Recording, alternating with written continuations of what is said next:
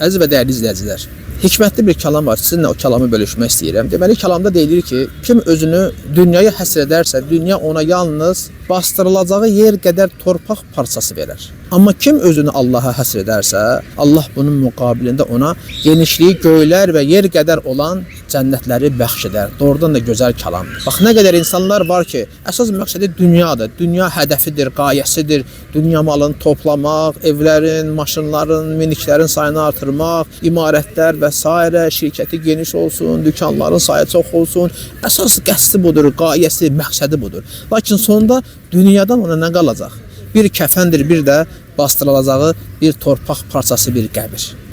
Lakin hədəfi axirət olan, məqsədi axirət olan insan sonda Allahın ona bəxş edəcəyi o cənnətlərə nail olacaqdır. Mən demirəm dünyadan olan payımızı, nəsibimizi unudaq əsla. Lakin əsas məqsəd axirət yurdu olmalıdır.